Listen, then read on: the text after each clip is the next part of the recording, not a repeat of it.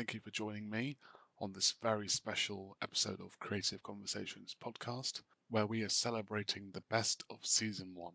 I can't thank enough that everyone who has participated in joining and celebrating this amazing roller coaster of a journey where I've been able to interview some wonderful upcoming and award-winning artists within the creative industry. Within this episode, I've captured my most favourite stories, highlights and conversations, with season 1's featuring artists Sebastian Waters, Mimi Spendiff, Stefan Hanegraaf, Jack Groves, Megan Wheatley, Maria Glezelli, Christina E. Fontenelle, and Mike Butt. So grab a herbal brew, sit back, relax, put your feet up, and enjoy the episode. So what has been the most memorable project or piece of work that you've worked on? That's a really good question. And now that you've asked me that, I've forgotten everything I've ever done. I kind of want to say it's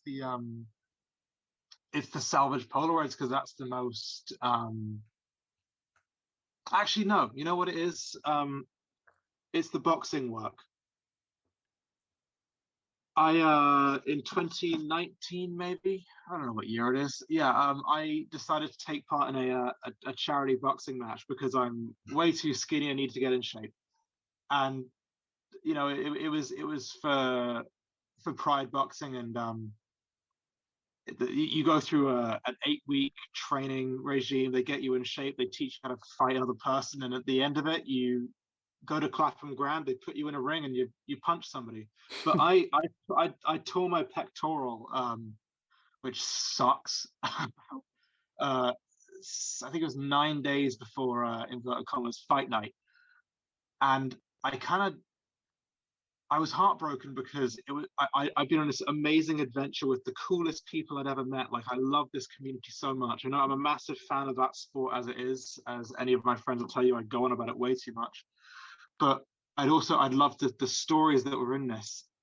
So what I managed to do was get myself ringside for the fight, for all the fights, with my camera. So I'm there with my arm in a sling and my camera. And for the first time, I shot I guess sports photography in this dingy little venue with a boxing ring and people I'd been friends with for the last few months slogging the shit out of each other, and it was electric.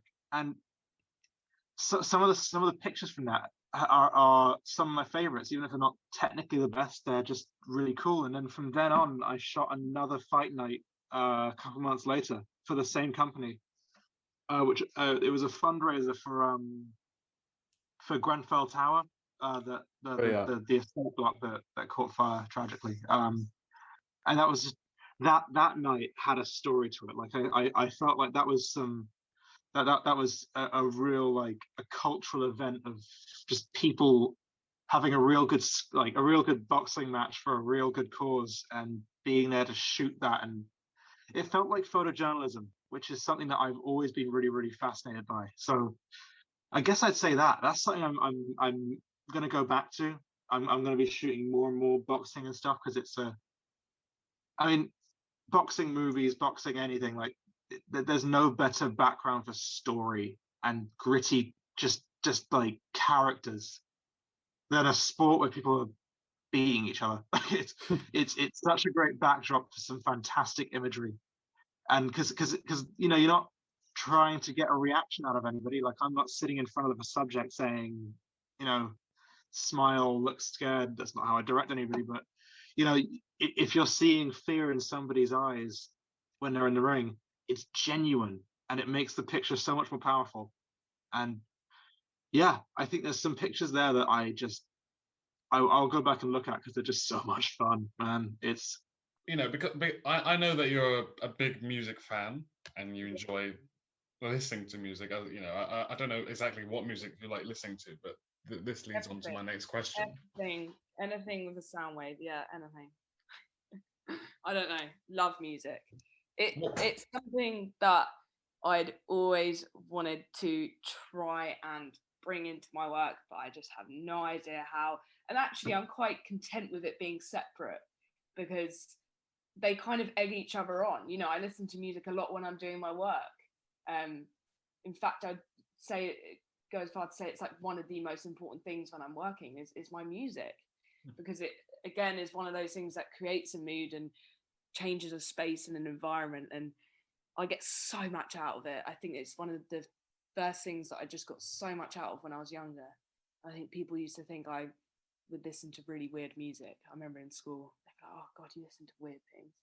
You know, 'cause it wasn't like Tayo Cruz or like Jason Derulo back on the year 9, like LG Cookie, you know? So, but yeah, I think, yeah, it's so important for me. So important. Just as a therapeutic thing, really.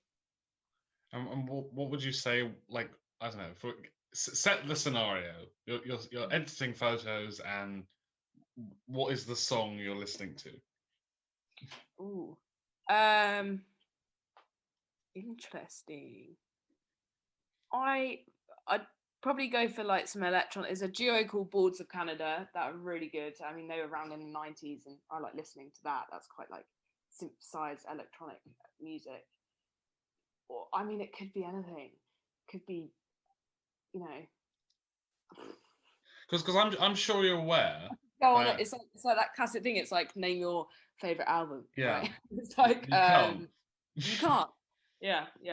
It really depends. If I can listen to any sort of genre and do work. I'd say I really can. Could be jazz. Could be a bit of jazz. Could be, I don't know. I'm not sure I'd listen to metal doing my work. I'm not gonna lie, but anything that's melodic. I love melodic, really melodic, thought out process music. Like, yeah. So that's quite a wide span of music.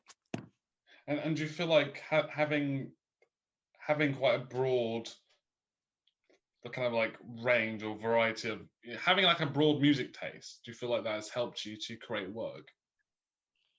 Yeah, because I feel like it definitely made me a creative early on, because I used to play the drums. I see. Yeah, this is a long time ago. I can't say I'm any good. Like I really wanted to be a drummer. It was everything I ever wanted. You know, Dave Grohl. I was like, wow, like this is so cool. Because I have 2 older brothers, so I think I've always just been, quite not boyish, but like I've always been like, oh yeah, like to be quite grungy. And that was when I was going through quite like, anxious times. You're 14, you're like, all over the bloody shop, to be honest. And I was using that as an outlet, and that definitely then, I stopped, but it translated into then getting into art and photography practice. So yeah, they definitely fuel each other, It's all coming out. I didn't even know this. This is quite. Yeah. This is. Yeah, sorry, no pre-warning. No, I think it's amazing. I think through just talking, we've uncovered some hidden talents that you had, or you still have. I don't know if you call it a talent though, because I'm not sure. Well, you used to play an instrument, and I. Yeah. My family, are quite musical. My brother's incredible on guitar. My dad's really good on guitar. It's just in our family. We love music, but we're quite low key about it. I don't think we don't do this thing all the time where we're like, oh, have you listened to this? We keep our own music to ourselves. But one of my brothers loves 80s. Loves Duran Duran, and I just think I'm listening to it on a plane like, this is sick. What the hell is this? It's like Rio or something. It's just all these different kind of things that drop in. But it is important to talk about, because it actually is one of the most important things in my life. So there we go. Do you feel like you would ever get back into drumming at some point in your life? Maybe. I don't know. We'll see. Again, I'd have to stop being lazy about it and get back into it probably. Do you think light skin privilege is a thing? And if so, is it a problem within modern day society? Yeah, 100%. So obviously it stems from like colonialism, colorism, and racism, which is cemented into our society. And whether that's microaggressions, appropriation of culture, and mainstream beauty standards, it's like, it's here. Like you can't deny that it's here. So it's shameful, and it varies systemically. But I think, overtly and internally, even in our own like marginalized communities as well, even in some, that there's this whole bleaching stuff and in other countries and in this country. And there are loads of privileges that are just you can't just say that it's not there. Like, yes, it is. So yeah, 100% it's here and it's an issue. And can you think of an experience where you've been part of light skin privilege, I don't really know. I don't think it's for me to decipher like who and where, but as I'm white passing, and this is concreted in every sector of society and working industries. So I guess that means my whole life has been a part of light skin privilege.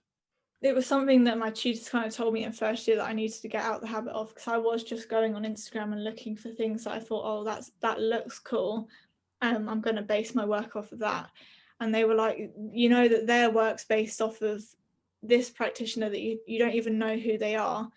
So basically, don't look at the person that is inspired by the first person, just go back to the source. Yeah. So basically go back to the people that like created this movement. They were revolutionary at the time. So and then that's like, it comes from the most purest place. Because someone recently said to me that all artists that have been inspired by work and then make work based off that, them being inspired, we're all like unintentionally stealing each other's work. But so in that perspective, it makes sense. But it's not like, everyone gets an idea from someone. I feel like it's difficult 100%. To get an idea that comes from nothing. But then sometimes you're lucky, and then you do come up with something. I truly believe that there is no original, especially in painting at the moment, there's no original idea now. And there doesn't need to be either, because if you look back to these like original practitioners that I'm talking about, they were inspired by the people before them. And it's kind of like a new thing at the moment to think like, oh, I need to come up with my own original idea. And you don't need to have your own original idea. You just need to be authentic to yourself, and that is your originality.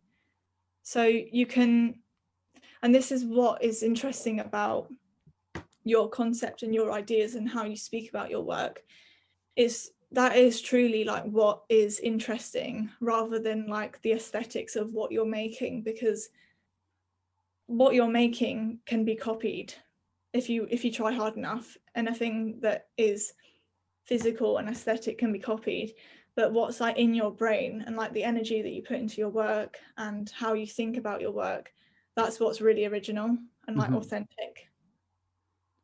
Because I don't know, I'm talking about personal experiences. This whole podcast thing I'm doing, I went into this knowing that there was possibly other podcasts who are doing like a similar thing.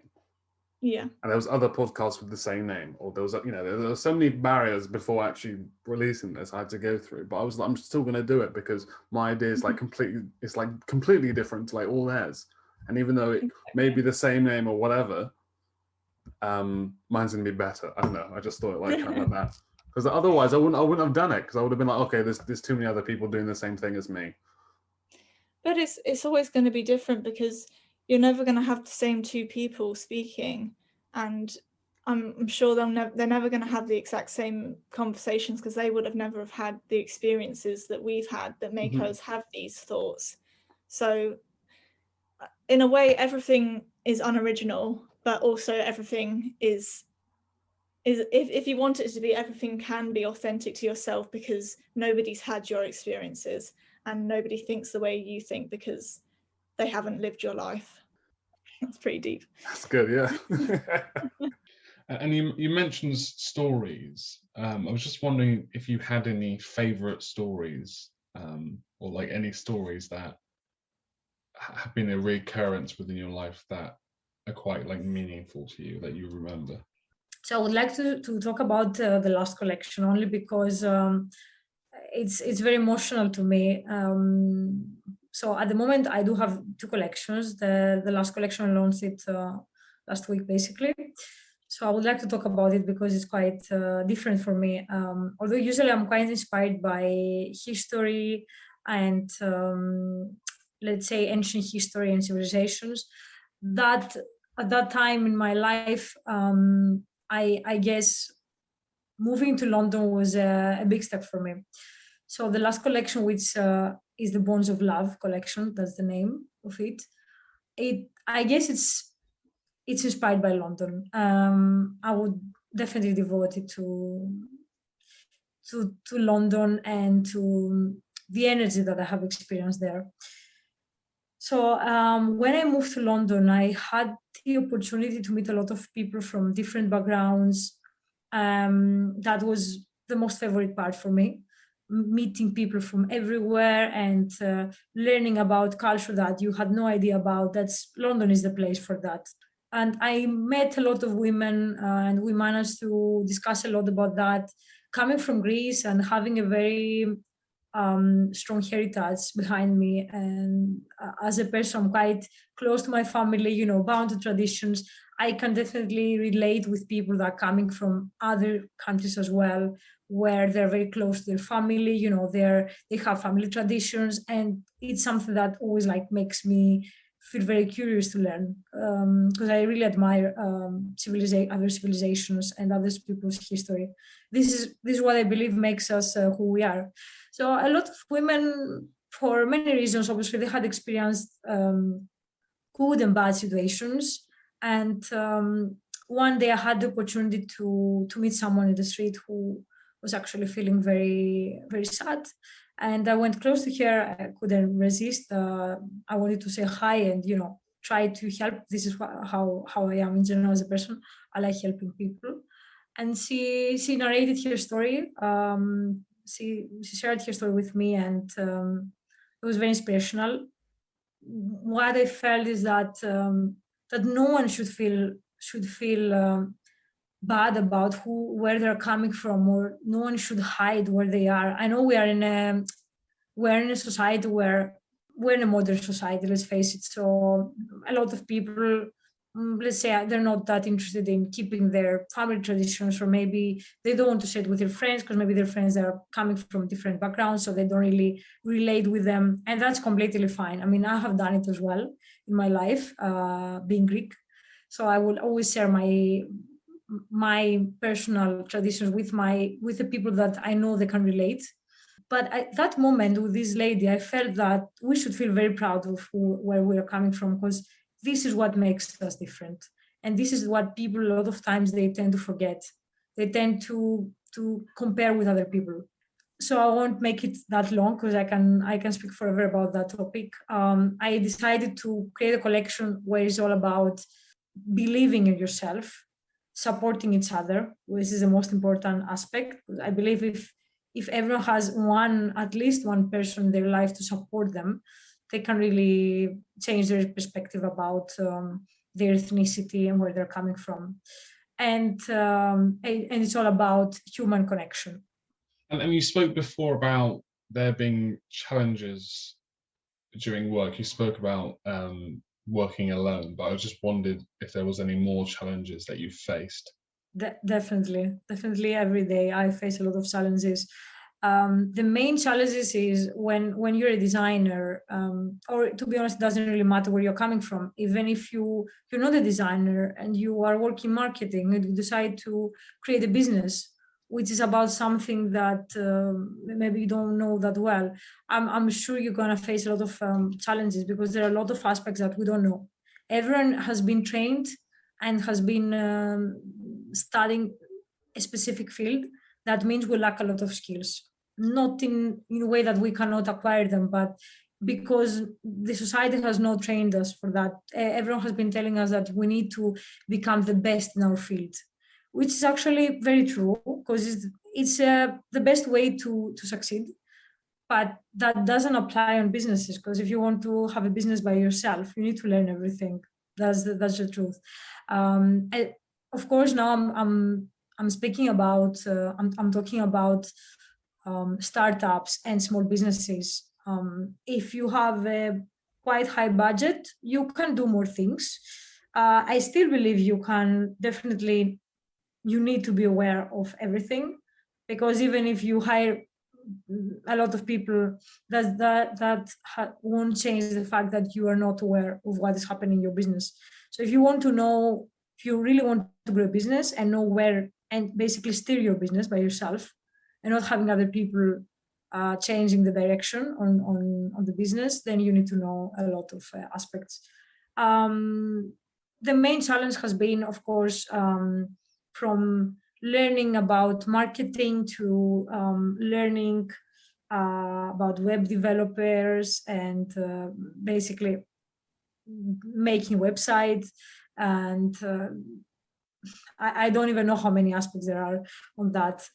Packaging, customer service, shipping. There are a lot of different aspects. I'm sure you're aware of that. What I didn't know is that I thought that I'm not capable of doing it. I thought for years, I thought that I'm good as a designer, but I wouldn't be able to be good in marketing or maybe create the story of my brand and the content marketing and everything. And I now found that I have discovered that this is not true at all. And you just need to really, really, really want that to work. If you take that seriously and stop thinking that this is a hobby, then you're going to learn and you're going to like it. I have now, I can really tell to you that, say to you that I really laugh with that, but I really enjoy marketing now, and I used to hate it. Now you can easily ask me to create a piece, and I can tell you, I want to work in marketing now. So you just need to love the process. You need to fall in love with the process of building your business. This is my advice to everyone who wants to create a business and they don't know where to start and they're thinking it's so difficult. It is difficult. It is very challenging. You just need to really want it. If you take it seriously, you're going to make it. Within that one, it was a very small shop. Do you remember? I was sitting near the door, but you had a nice conversation with the shop lady as well. I remember. I can't even remember her name, but she was so nice, and yeah, we're just chatting away about.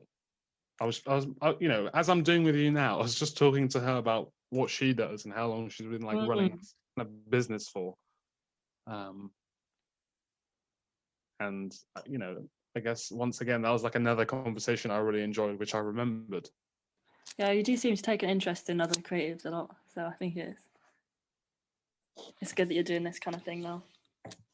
And more so the fact that I can just randomly go up to a stranger and start talking to them about they don't even know me, and I'm just talking to them about their life and stuff. It's a good way in, definitely, talking about creative stuff, because it tends to be personal as well, but you can make it as personal as you want to, if you get me. Yeah. So, around kind of in your personal life. Yeah. Kind of what has influenced you to choose your career path? Well, probably the obvious thing would be my parents they're in creative industry, they're potters. So they did the whole art school, building a brand for themselves. So I guess that showed me that you can do it and it's possible. And I think I was very lucky that they supported me in wanting to do something in the creative path as well. So I think that's probably the main thing that I could think of. A lot of my friends in school were not they did more sciencey stuff, more academic. So. And do you feel because now, I've just thought of a question that I could ask you based on what you just said. Oh yeah. Do you feel so how you said your parents were kind of studying and working within the creative industry? Say for example, my parents were both working in academic industry. Do you think I would be more likely to be creative or not? Do you think your parents, what they do has an effect on what you do as in your future as the child or whatever? Well, that's a question. I think it depends. I don't know. It's hard to say, but I think if my parents had been, something else, worked in not in the creative industry, I would have still wanted to, I think, but maybe they wouldn't have supported it so much, so it would have been harder, maybe. And I don't know. I think maybe sometimes parents or like people from our parents' generations have been more pressured to go into like more reliable jobs, but maybe they have like creative hobbies, so maybe their kids would feel more able to go into that direction, but who knows? I don't know. What do you think? I don't know. Like, similar to you, my mum also works or has worked in the creative industry. Yeah. Not anymore, but Okay. like she used to. Yeah. Was she like encouraging for you to go that direction? Well, initially, photography wasn't my like direct. Oh, you were doing drama, right? Yeah, I was doing acting and all that stuff before, so I wanted to go into that. Still creative industry though, right? Yeah, still creative industry. Was it your mum like? Did she like the idea? Or? Yeah, she was quite supportive of that, and you know, over the years, I was at school and college. I performed in like you know many plays, many performances, and I remember. I don't know when I get into university level, I realized I didn't want to do it. It was just kind of like a not random, but I had a reason why I didn't want to do it, and I chose not to do it. But also because I did photography at A level as well. I knew I could also just do that. I could just go into that instead. I think like that's as well. People are so afraid of making the wrong choice, including me. But you can always just change it. You know, it's better to just go for it if that's what you want to do at the time. And if it's not, in a few years, you can just change it and that. And have you been in the situation where you've been working with a client and done it?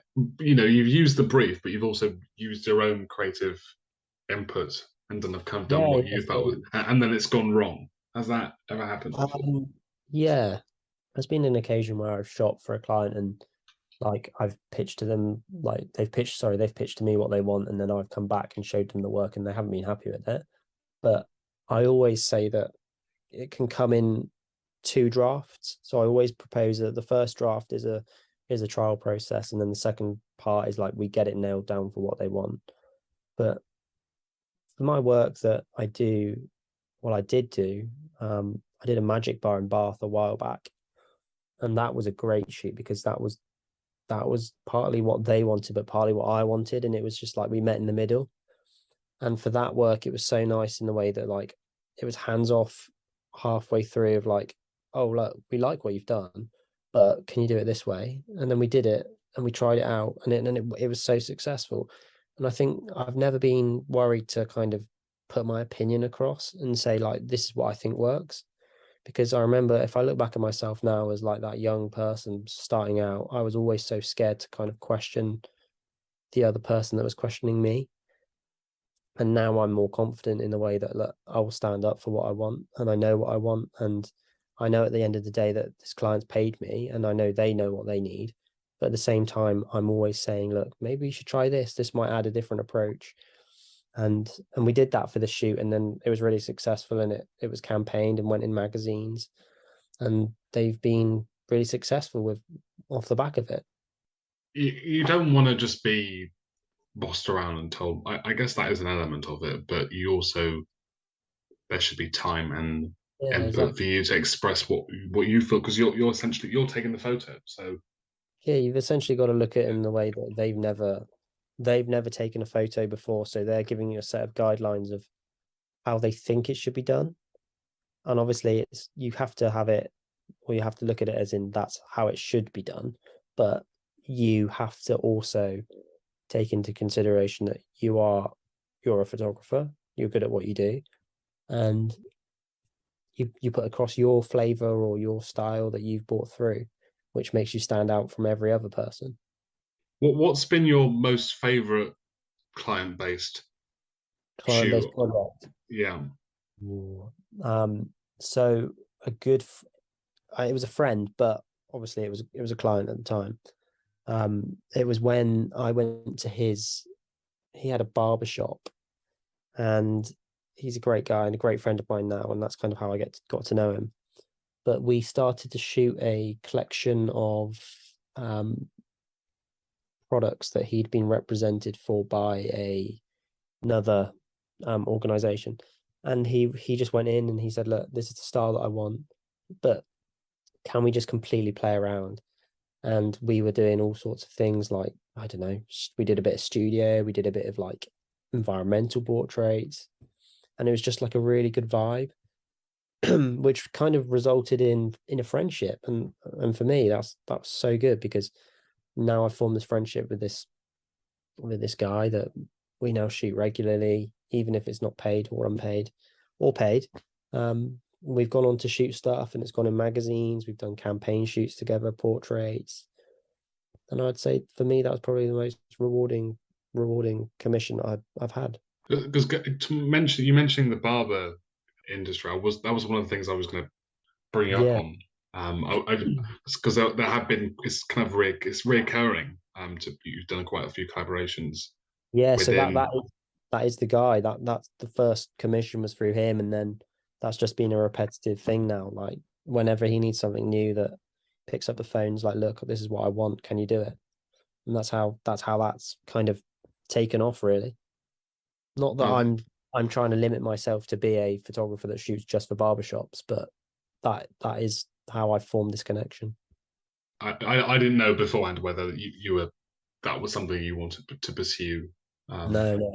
But I kind of noticed it throughout your work, and I was like, maybe I should probably ask you on that, because it's quite interesting to see how that started off. In terms of like portfolio, yes, what is your process for creating a cohesive portfolio of your work? Do you know what? When I first started out with my portfolio, I was trying to do everything. I was trying to do product, studio, fashion. But then I've realized, like, I know what I'm good at now. So I've just completely stripped back to portraiture and corporate. And I think with a good and a strong portfolio should be it doesn't have to be one genre. I feel like you have to have, don't feel like you're overdoing it or you're trying to do everything. Really, like, find your niche of either like studio or product, and then just focus on that.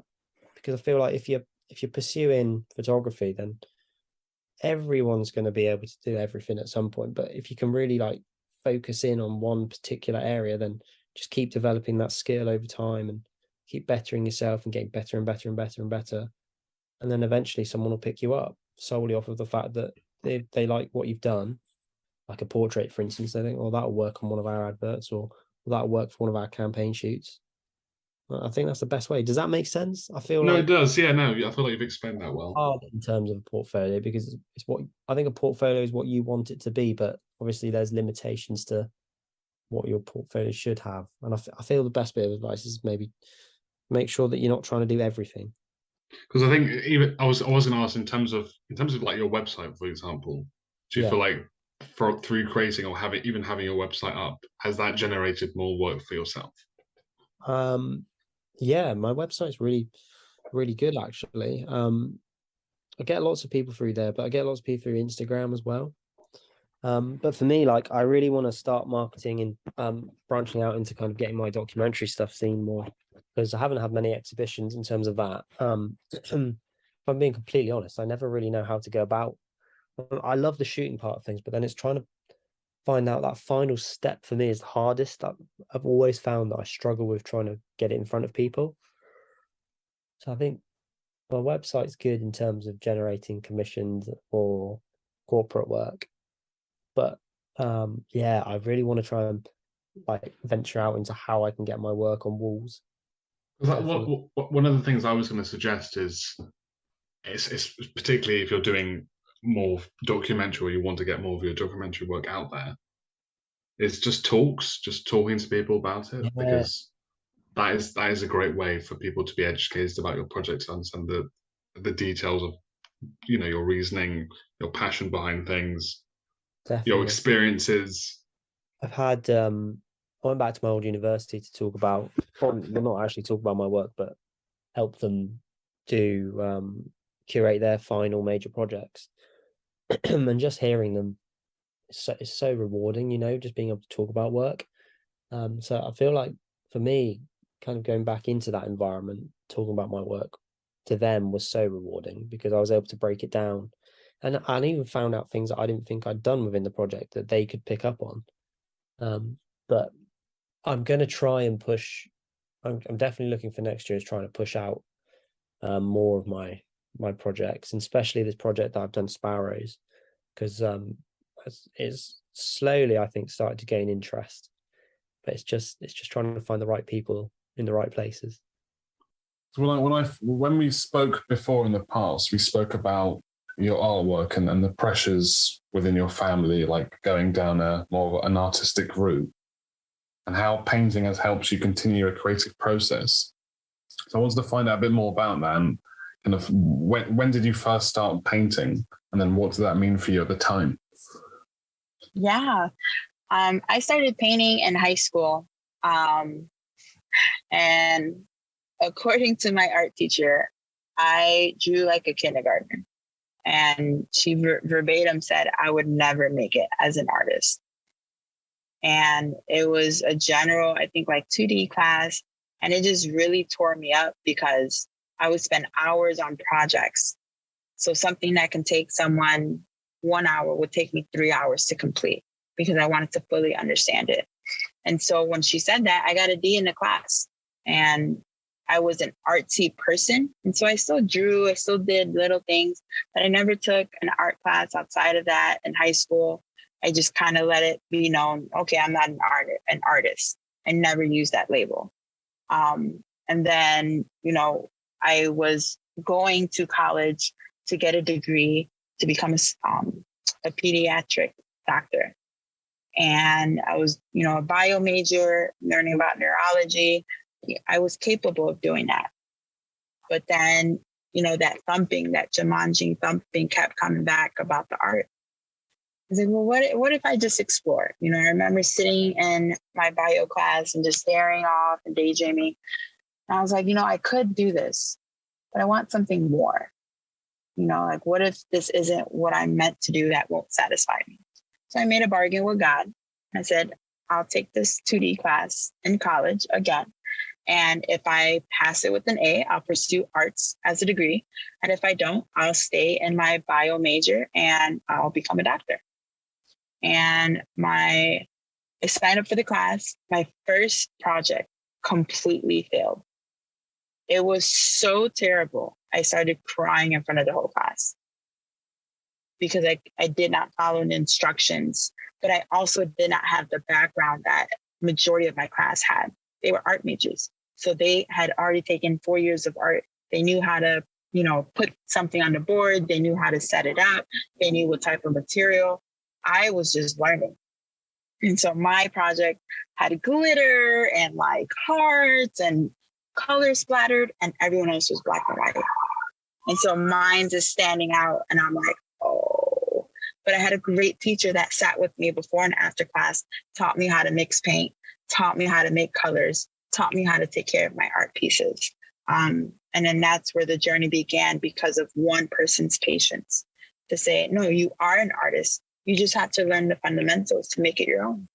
And then I realized in my mind, I always thought an artist was someone who can draw or who can paint or who can do, you know, like a portrait of someone or a landscape really well. And I wasn't familiar with abstract art. And so once I was able to feel comfortable in that field of like, oh yeah, it's okay for me to throw paint around, you know, and it be called a painting. And so that's what led to my freedom of undoing a lot of the stigmas growing up, which is why I encourage other, you know, not just students and kids, but adults too. Now my mind of what my definition of what an artist is so expansive, which makes me such a different art therapist. A lot of art therapists wouldn't agree with me.